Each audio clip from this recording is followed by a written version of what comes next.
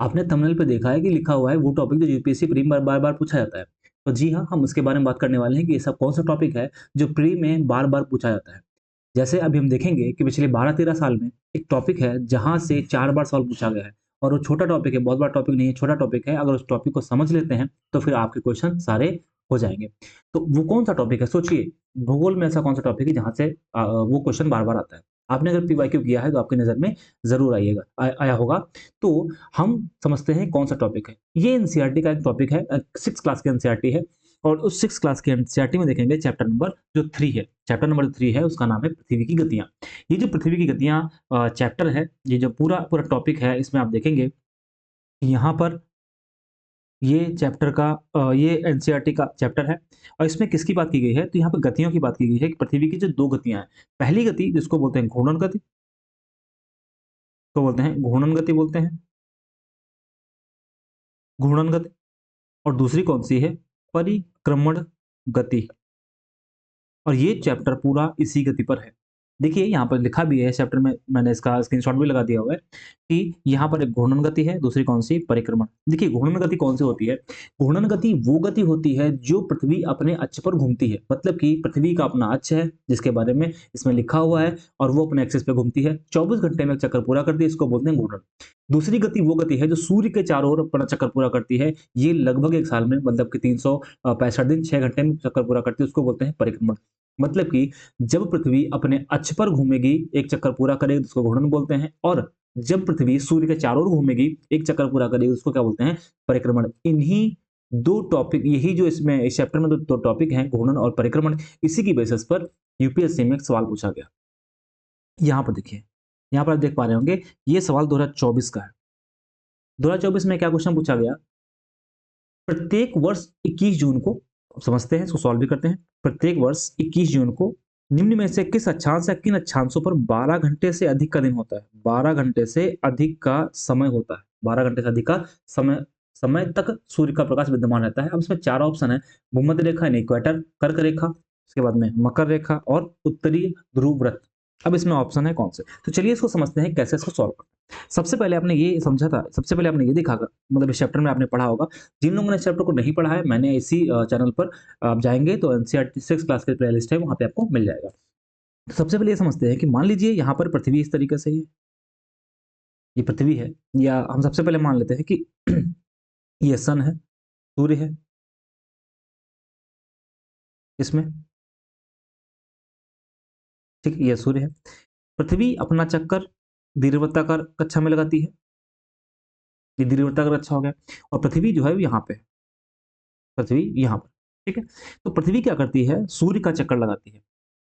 Anti clockwise क्या करती है? सूर्य का चक्कर लगाती है और पृथ्वी अपने अक्ष पर भी एंटी क्लॉकवाइज घूमती है, मतलब से पश्चिम से पूरब की ओर घूमती है। यानी कि पृथ्वी का अगर मान लेते हैं यहाँ पर ये अक्ष है, इस तरीके से, तो ये भी अपने अक्ष पर एंटी क्लॉकवाइज क्या करती है? घूमती है।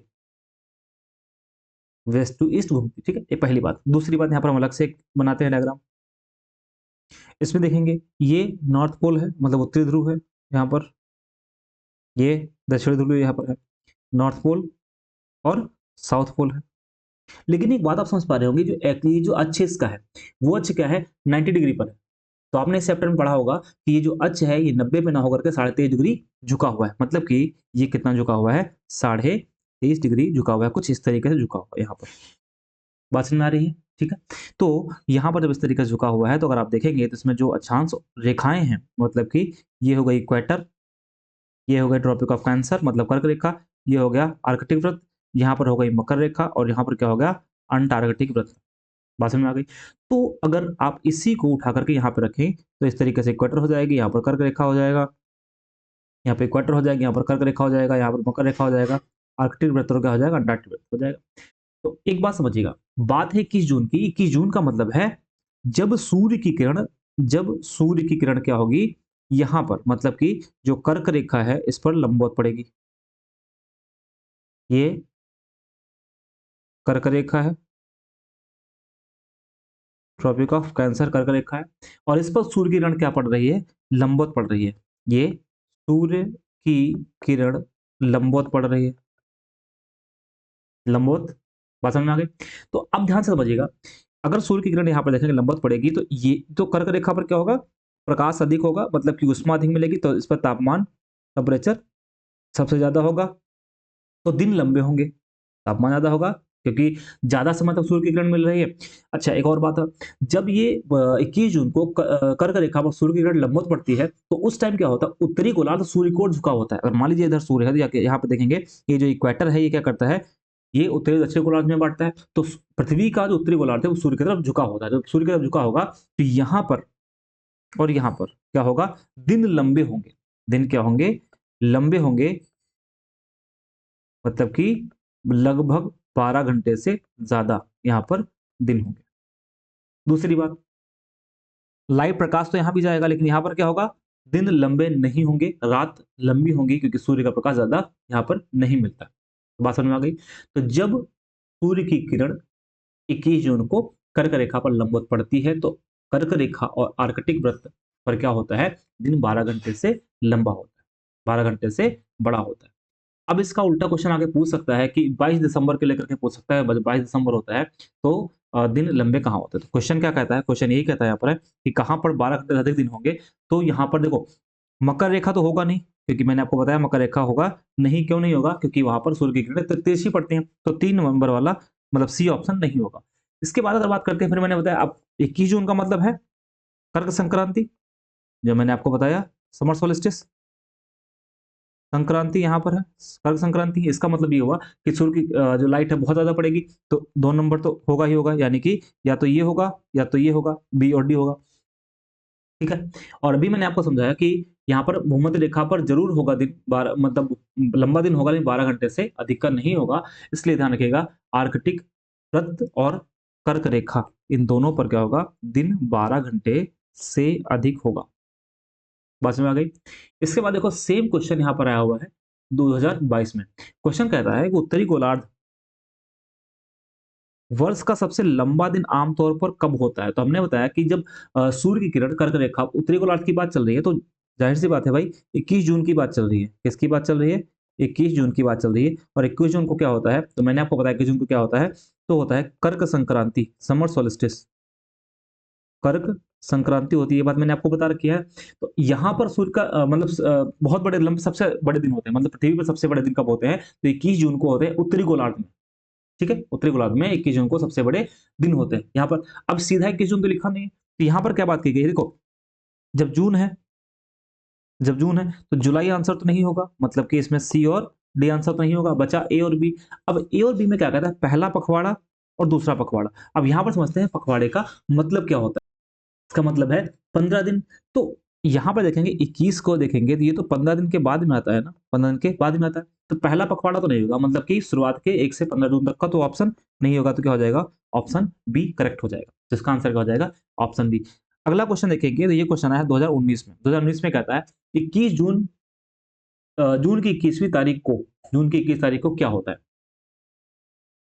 उत्तरी उत्तर ध्रुवी व्रत पर क्षितिज के नीचे नहीं डूबता है, दक्षिण ध्रुवीय वृत्त पर क्षितिज के नीचे नहीं डूबता है, मध्य में मध्याह्न में भूमध्य रेखा पर ऊर्ध्वाधर रूप में व्योमस्थ चमकता है, मकर रेखा पर ऊर्ध्वाधर व्योमस्थ चमकता है। तो इसका आंसर क्या हो जाएगा, क्योंकि यहाँ पर क्या है, दिन लंबे होते हैं किस पर, उत्तरी ध्रुवीय वृत्त, जिसको बोलते हैं आर्कटिक वृत्त, वहां पर सूर्य कभी नहीं, मतलब सूर्य नहीं डूबता है। नहीं डूबता इन सेंस का मतलब है 12 घंटे का दिन होता है। ठीक है, 12 घंटे से ज्यादा का दिन होता है। तो आंसर क्या हो जाएगा, इसका आंसर ये हो जाएगा।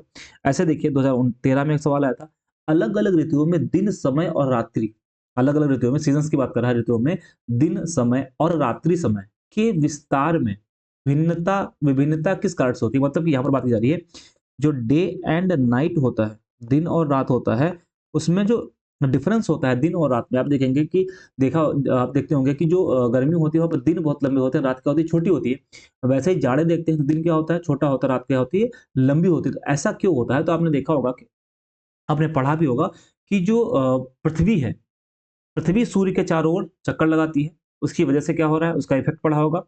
और सूर्य पृथ्वी अपने अक्ष पर भी घूमती है, उसकी वजह से क्या होता है, उसका इफेक्ट भी देखा होगा। तो यहाँ पर इसका आंसर क्या हो जाएगा कि पृथ्वी जो है वो सूर्य की वो जो है 23.5 डिग्री झुकी हुई है। 23.5 डिग्री क्या है, यहाँ पर देखेंगे तो झुकी हुई है यहाँ पर, ये 23.5 डिग्री ये झुकी हुई है यहाँ पर। इसलिए क्या होता है, दिन और रात्रि में अंतर होता है, यानी पृथ्वी का नद अक्ष पर परिक्रमण 23.5 डिग्री झुक करके जो परिक्रमण होता है, सूर्य के चारों तरफ चक्कर लगाती है, इसको क्या बोलते हैं यहाँ पर। इसकी वजह से इसमें क्या होता है, ऋतुओं, अलग अलग ऋतुओं में दिन और रात्रि में डिफरेंस होता है, मतलब टाइम में डिफरेंस होता है। तो ये 4 क्वेश्चन थे, एक छोटा सा टॉपिक है, अब आगे भी बहुत सारे सवाल पूछ सकता है। मैंने आपके लिए 2 सवाल यहाँ पर बनाए हुए हैं, इसमें लिखा हुआ है, आप इसका आंसर बताइएगा। पहला जो क्वेश्चन है, क्वेश्चन नंबर 1 ये है, पहला क्वेश्चन है, पृथ्वी जनवरी में सूर्य के सबसे निकट होने पर भी उत्तरी गोलार्ध में शीत ऋतु क्यों नहीं होती? ठीक है? ठीक है, यहाँ पर सवाल कह रहा है कि जब जनवरी में, जिसको उपसौर बोलते हैं, कि जनवरी में सूर्य जो है वो, पृथ्वी जो है सूर्य के सबसे निकट होती है, फिर भी उत्तरी गोलार्ध में शीत ऋतु क्यों होती है? उसका आंसर क्या होगा? ये 4 ऑप्शन है, आप बताइएगा। और दूसरा क्वेश्चन है, दूसरा क्वेश्चन कहता है, यदि पृथ्वी का अक्ष 23.5 डिग्री झुका ना होकर सीधा होता, तो इसका तो क्या प्रभाव नहीं होता? तो उसका भी आंसर आपको कमेंट बॉक्स में कमेंट करके। तो कैसा लगा वीडियो ज़रूर बताइएगा। ऐसे ही वीडियो मैं धीरे-धीरे करके बनाता रहूँगा और आपको ये बताता रहूँगा कि कौन से टॉपिक अगले एग्ज़ाम 2026 के लिए इम्पोर्टेंट होंगे, ठीक है? तो ये एक टॉपिक है जिसको आप पढ़ लीजिएगा, बहुत इम्पोर्टेंट है। अब 4 बार सवाल पूछा ही जा चुका है, आगे भी सवाल आ सकते हैं, तो उसको भी मैंने भी पढ़ाया है, जिसपे आप इस पे जाकर, इसी चैनल पे जाकर के उसको पढ़ सकते हैं। तो अगला वीडियो जल्द ही मिलेगा, मिलते हैं अगली वीडियो में। बहुत-बहुत धन्यवाद।